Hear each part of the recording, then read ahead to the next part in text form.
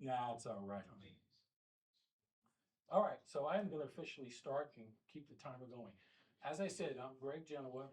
I'm the president of Servant Leadership, and I want to thank A Million Cups and the audience here this morning to hear my presentation. If you have any additional questions, there's some information on the tables, but I'd be glad to sit down and have a conversation with you individually if you'd like. So, and let's see if this is working. No. Here we go. So I just want to introduce myself briefly. Now, I've had a professional career over the course of 20 years. During that period of time, I obtained my bachelor's and my MBA in business administration, worn a number of different hats, roles, and responsibilities. And quite frankly, most of my additional conversation or my time has been devoted to Christian marketplace activities. So over 20 years, I've again held different responsibilities, roles. In 2021, I moved from Oklahoma. Okay, I'm going to say 3 or 4 words: water, coffee, dog. You'll probably pick up I'm not from Oklahoma originally, but I've lived there most of my adult life. I moved here because after my wife had passed away, we had one son. He married a Springfield girl. I've got grandchildren here. Love Springfield, love the community. I'm glad I'm here. In January of 2023, slide, here we go. I took a role at Cox Health, helping with HR functions. That was a significant month for me because simultaneously, I also was appointed as the director and moderator for Faith in Business. So if I look a little familiar with you, maybe you've attended some of those meetings in the past. Sean Copeland, who's the CEO and president of Regent Bank, he asked me to step into that role. He wanted to gain some knowledge or understanding as what the issues were and see if we could make some major improvements. So during that period of time, in those 2 years, quite frankly, we built a substantial event, a go-to event, into the point where we actually had to exceed the venue that we're at because we had great results with attendance. So we went from 30, 40 people per month up to 100 per month, and that warranted us going to the White River Conference Center. Now, by year end of 2024, the exponential growth continued, and we had over 250 people at the monthly meetings. So again, that was because of a lot of hard work, a lot of teamwork, and a lot of effort. I had the privilege as the director to see all that happen. As a result of those successes, Sean Copeland, who I've known for 20 years, asked me to speak at the annual conference in Tulsa for the 94X organization. In that conversation, I also shared with him what I felt was the focus or the vision that needed to be placed on reaching the youth. And in that period of time, again, that was an interesting development. In 2025, I stepped away from the volunteer role as the director of Faith in Business. I've continued to work at Cox Health, and basically I was taking time off to contemplate what the next chapter of my life would be, what my activities might include. And that's when we decided, or I decided, to set up and incorporate Servant Leadership 4G. That took place in March. In April, I resigned my position, took a step of faith to go out and do this full time. And in May, we were fortunate to get the IRS approval for the 501c3. If you go to the next one, you'll see the organizational chart. I'm going to point out that there's a gentleman here who's been very helpful, Charlie Anderson. In addition to that, Ken Jansen has been with me, helping and supporting my efforts and our efforts even before Faith in Business.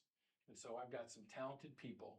One of the things that I'm very committed to, and I think sets us apart, is I believe in an advisory council.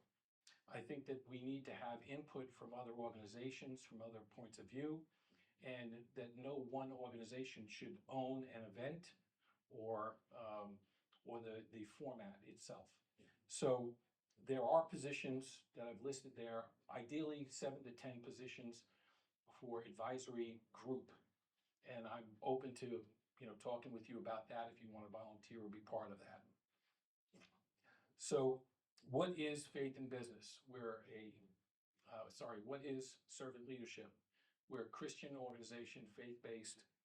We're interdenominational. We welcome men and women from all different walks of life, industries, age groups. We also believe in an all-win philosophy or approach in all of our efforts. We also have biblical principles as our foundation. We are going to make a dramatic impact on the next generation. And the next slide, we talk about what our vision is as far as the value that the partners would receive by participating, supporting, and being involved in this. We will have monthly meetings. I think one of the things that we'll approach differently is that parents will be able to bring their children. So in summertime, when school is out, when they need to find a babysitter, as opposed to that, with a great deal of discretion, we'll ask them or welcome the children to show up and be part of the meetings themselves. I think that's encouraging both to the parents, and it might be a set a good example for the kids. The next talks about the 25-25 initiative. Simply put, it is an effort that 25% of the audience that attends monthly meetings would be 25 years old or younger. Again, the focus of this organization is heavily placed on reaching the youth and impacting their lives. Obviously, if we do on-campus events, we do special events on campus. Majority of the audience is going to be students, faculty, but everyone is welcome to attend those as well. We talk about B2B, B2C, E2B, which is education to business. Helping make those connections is important. We're going to use the advisory council. I think that, again, differentiates us from a lot of organizations. And we think that anyone that participates in that is going to benefit from that as well, from the relationships, from the activities, from the impact on the community, and their essentially their presence in the community, participating in that. After we establish our base of servant leadership here in Springfield, I've already done assessments and market analysis to see what expansion is possible. Select states, certain markets are definitely going to be part of that. So when it comes to the actual funding and active participation, should be the next slide. It's okay. Where'd we go? Well, there was one right before it was that. That's okay. So again, our funding is, since we're a 501c3, is tax deductible. Any donations are. We have a very urgent or immediate goal to raise $50,000 between now and the end of the year and secure some of those partner relationships so that we get a strong start in 2027 with meetings, with activities, on-campus events. I have donated, I've collected art over my lifetime, and you'll see some artwork up there. I've donated well over 100 items for the purpose of raising funds so that we have some initial capital operation money to work with to set up, meetings and pay operational expenses. So you're seeing that. There's another page and another page, and you'll see that there's some quality items out there, and be glad to talk with you about that. There also, if you go a step further, I think that there's and let's see. Well, there is going to be a link to be able to reach out and look at that. So there will be Q&A at the end of this. I'm going to try and move along a little bit further. So the funding that we have, which would be the next page. Next one. And there we go. So we have different levels of financial partnerships. And within those is a value proposition that I think is compelling. And if you look at the next page, it gives you a little bit of an insight as an example. One of the things that I'm very committed to is that as we have monthly events or special events, our financial partners or our support they have the opportunity for their representative to get up and make a presentation about their business, about why they're involved in servant leadership, which is somewhat different from just having their logo up on a screen at a monthly event. I feel very committed to that, feel very strongly that that's important value. Also, because the art collection's available, they can also select from the art as a reward for participating. And the next one and the next one go into a little bit more detail on that. I've also got some material that will be available to you if you want additional information or details. So I welcome any and all of your donations, obviously. That funding helps us get up and running.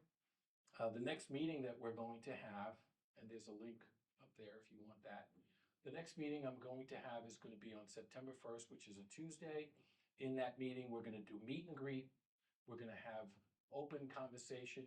It's going to be from 11 to 1, so it's during lunch. You don't have to stay for the whole 2 hours, but we'll make sure it's worth your while. We'll also have conversations with the advisory group. And please RSVP so we can prepare appropriately for that. Here's some additional information about how to get in touch with us. Well, actually back one if you can. There we go. So there's a QR code, there's a website. I'm sorry, not a website, there's a Facebook page. And then the next one that we go to is just the ask. I've been told we have that opportunity. Support is very important to us, especially getting up and running. But I also want you to evaluate the importance of what we're doing. Hopefully you see the value in that and you want to get involved in it. Yes, funding is part of that, but also we need for you to consider being on the advisory group and also getting us involved or making recommendations. That being said, I've been given the sign to say, thank you very much. Greatly appreciate your time and attention. Okay, I'll start Q&A. Thank you for sharing. Anyone here for the first time? Okay, so you guys know how this goes. Raise your hand. I'll dash over to you with the mic and you can stand, say who you're with, and ask your question. Who wants to go first? I'll start. What's the biggest challenge you've had so far? The biggest challenge, surprisingly, it wasn't the IRS, which I don't know if anyone's ever dealt with them, but we were pleasantly surprised that in a very short period of time, we got the approval back from them. So it is just getting awareness out there, meeting with people, visiting with them, giving them the value proposition. As far as the venues, there's plenty of venues to, take advantage of. And I know from past experience that organic, substantial growth will happen once we get the initial funding to go forward. Couple of questions. Who is your ideal client? And then tell us a little bit more about your September 1st gathering as to the cost and that sort of thing. But who's your ideal client? Ideal client, it really varies, to be honest with you, because there are some really interesting Christian leadership people. I'll give you an example. I don't think it's a surprise to some, but when I worked at Cox Health, I became friends with Max Buto, who was the CEO and chairman of Man of Faith. He was one of the speakers that I interviewed at a Faith and Business event. Now, that organization's huge, 14,000 plus employees. So that would probably be the top of the end for the size of the organization. But every organization, small, medium, large, are ideal candidates if they really believe in what we're doing and they're willing to commit to that and participate, including being part of the advisory council. Again, it's optional to be part of the advisory group, but we'd love to have that level of participation. Oh, the event. So on September 1st, again, there's no cost. It's at the library. It's going to be from 11 to 1. So you can come and go as you please. We'll have some conversation. There won't be necessarily a formal presentation, but there'll be some discussions that could do, kind of go down a rabbit trail or a deep dive to find out what our next steps are going to be and who might be participating in the advisory group. We'll probably provide lunch. I've talked to Chick-fil-A, and I think that they might be a good choice for catering. That's the reason for asking for the RSVP, so we can prepare enough refreshments and food to do this. It's a small room, it only seats 20 people, but again, as people come and go, it's a much more open or relaxed environment. So you don't have to commit a full 2 hours. Love to see you for the full 2 hours. Love to feature. Other questions? Gage Smart, Strategic Financial.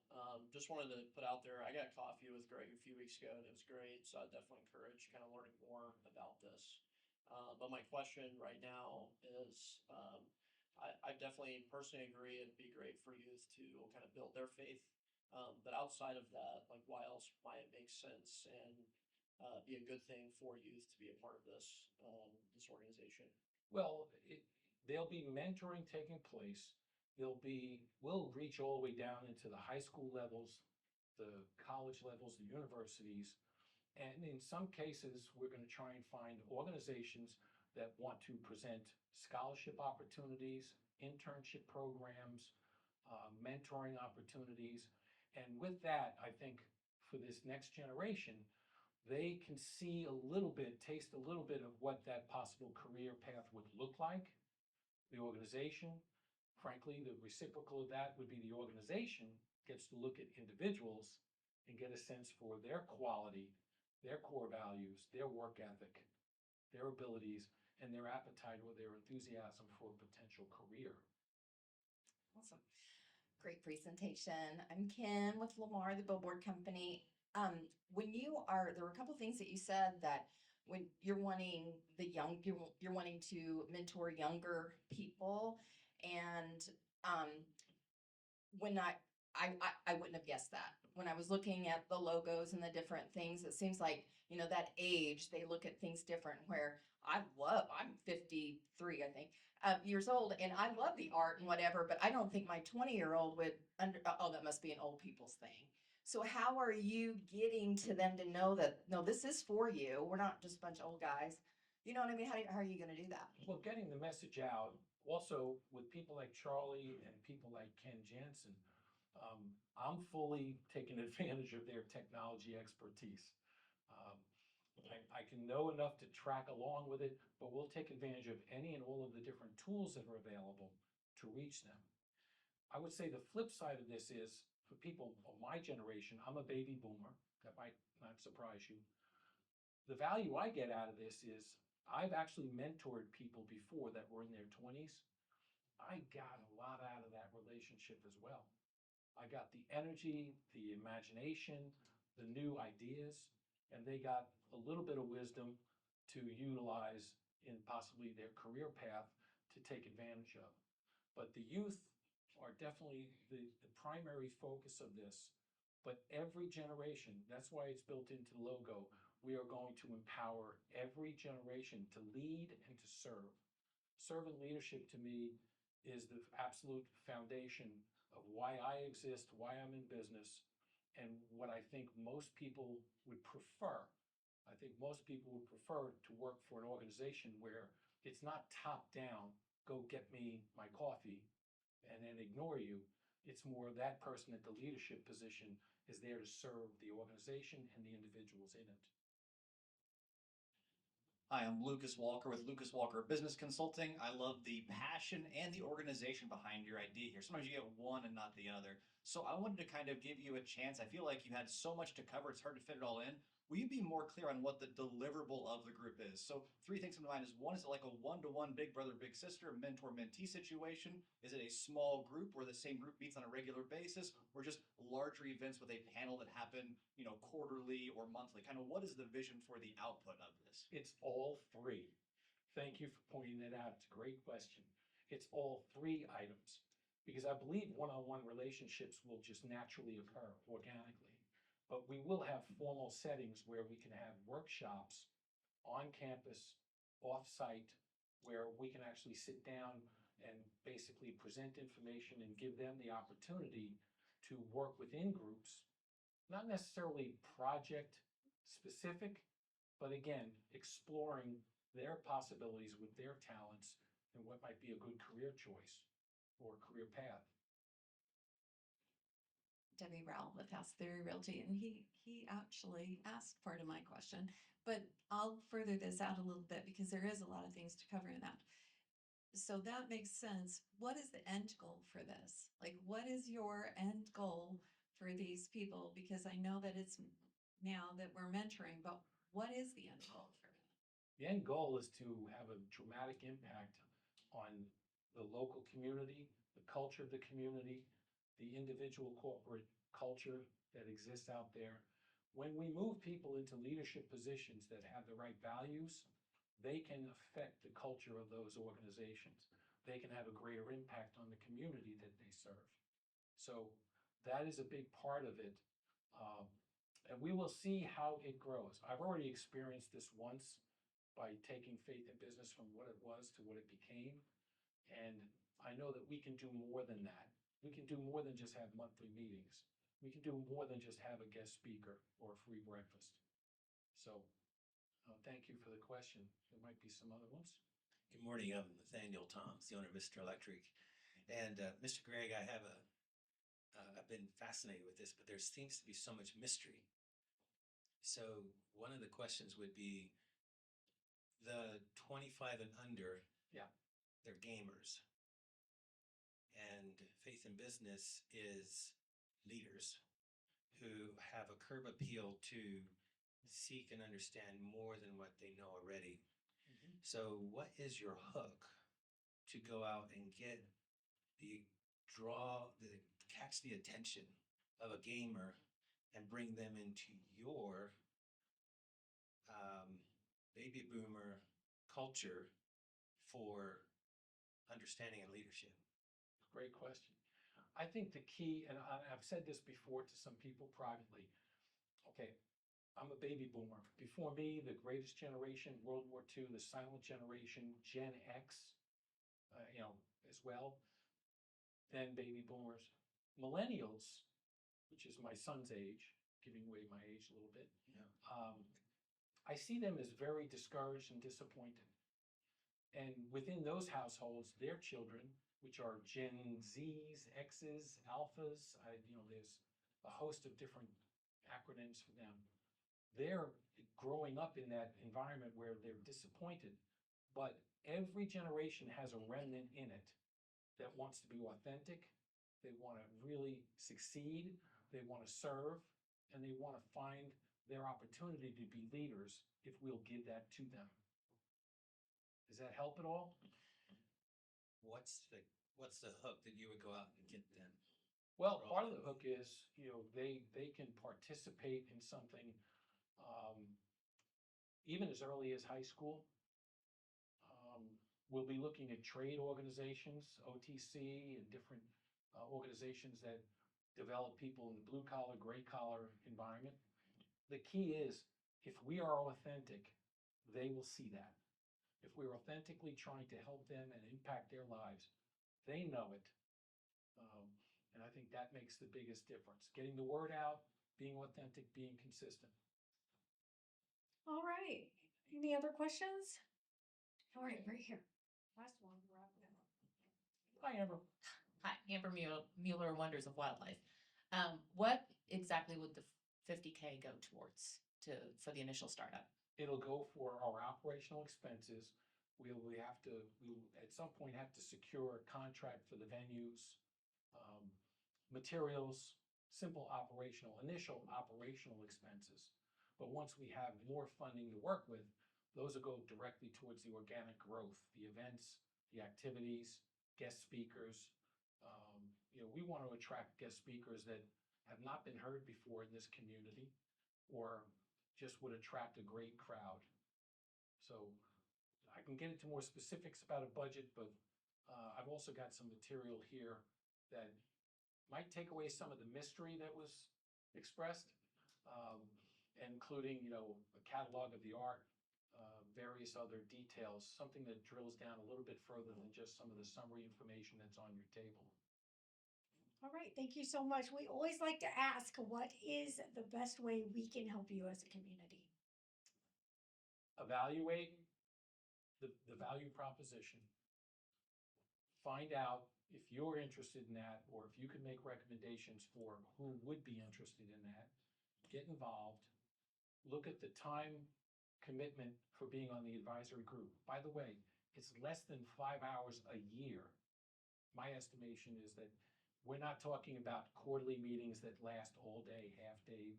It's gonna be a simple kind of, time commitment, not extensive. So that's a big part of it. Evaluate, support us, look at the opportunity, look at the value proposition, possibly buy a piece of art that would go towards the expenses that we're trying to take care of. Awesome. Thank you, Greg. Let's give a round of applause. Great presentation.